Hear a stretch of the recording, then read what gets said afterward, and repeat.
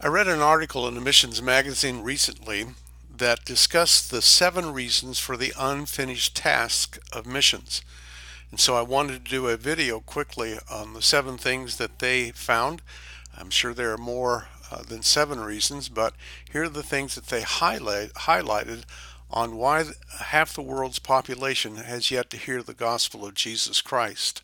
Ralph Winters, who started the Perspectives program, said this: when the task is not clear, people are not sent.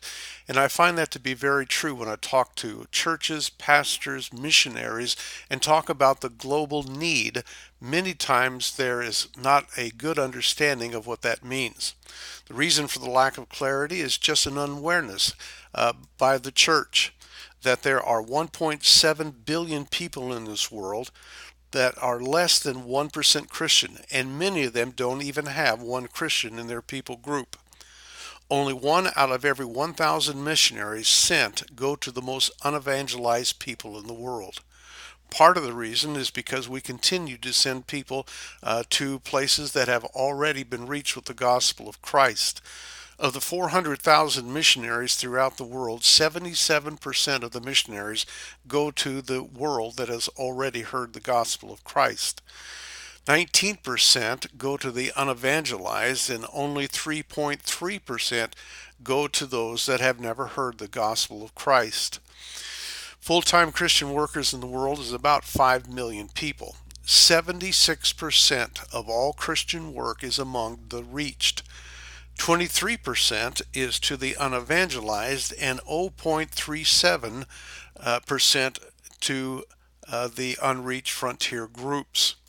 In this article, it said if everyone is obeying God's calling to be a missionary wherever they are, then God is calling 99.9% of the people to work among the 44% of the world's population that already has the gospel, and calling virtually no one to relocate among the other 56% of the world's population that are not Christian. You have a better chance of being in a plane crash than being one of the few missionaries to the unreached out of the total 2 billion Christians in the world. Of course, finances is also a part of it. Out of every Christian dollar given, 97% remains in the local church. 2.9% goes to home missions, 0.3% to the unevangelized world, and 0.001% to those that have never heard the gospel. It's been estimated that Americans spend more money buying Halloween costumes for their pets than the amount given to reach the unreached. So to repeat, one of the reasons 3 billion people in this world have never met a Christian is a lack of clarity. Or, as Yogi Berra would say, if you don't know where you are going, you might wind up someplace else. We have no focus on what we are trying to do and who we want to reach with the gospel. The second reason for half the world's population not hearing about Christ is accessibility. Countries that restrict Christians and Christian work no doubt contribute to the vast population in the world without the gospel. But even in some of these countries, there are avenues for having a Christian witness and ministry. And I believe that the church needs to think of creative ways of taking the gospel to restricted access countries. The third reason is the power of religious systems. I often tell my students that most people in this world worship a cultural god, whether it be the Hindu, the Buddhist, or the Muslims, or even Christians.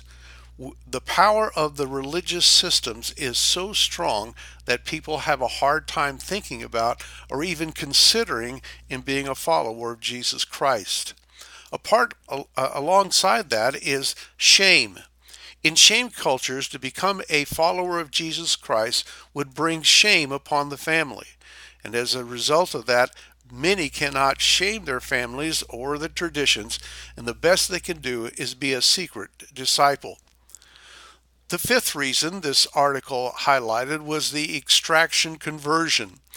Because culture and religion often is intertwined, to embrace Christ Jesus is perceived to renounce family, tradition, and culture.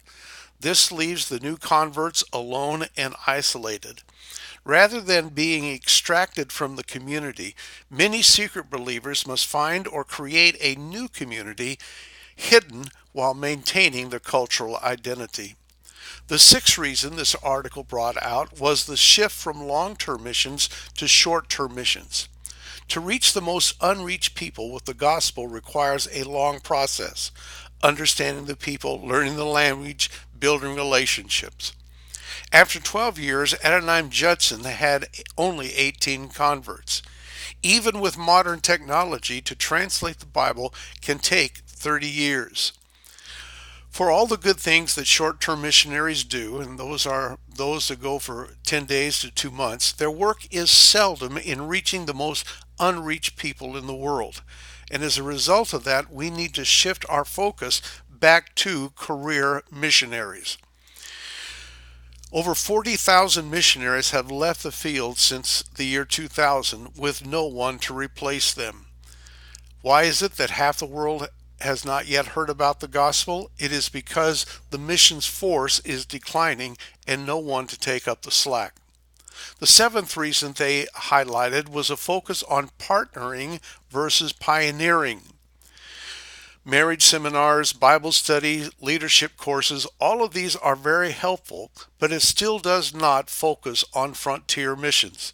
As a result of that, people that have never heard the gospel are still unreached. It's time to refocus how we do missions and make adjustments. Who we send as missionary, where we send missionaries, how they can serve unreached areas, and equip missionaries for the task.